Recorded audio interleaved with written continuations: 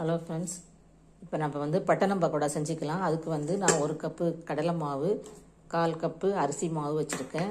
மல்லி இலை, கருவேப்பிலை, வெங்காயம், இஞ்சி பூண்டு, 2 பச்சை மிளகாய், 1 ஸ்பூன் வெண்ணெய், 1.5 ஸ்பூன் கிட்ட இருக்கும். இப்போ இந்த வெண்ணெயை நம்ம அடிச்சுக்கலாம். அதுக்கப்புறம் இந்த மாவெல்லாம் பிசைஞ்சிக்கலாம். இந்த வெங்காயம் பூண்டையை ரொம்ப இடிச்சுக்கலாம். இஞ்சி பூண்டு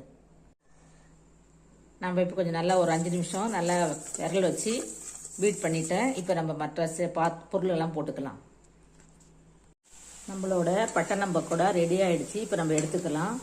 இது சென்னையில் ரொம்ப ஃபேமஸ். பட்டணங்கிறது சென்னையில் தான் சொல்லுவாங்க. அந்த காலத்தில் பட்டணத்துக்கு போகிறேன் அப்படின்னு. அதனால் இது பட்டணம் பக்கோடா சென்னையில் பிறந்தது தான்.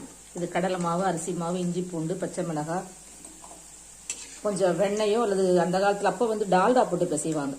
அவ்வளோதான் இதோட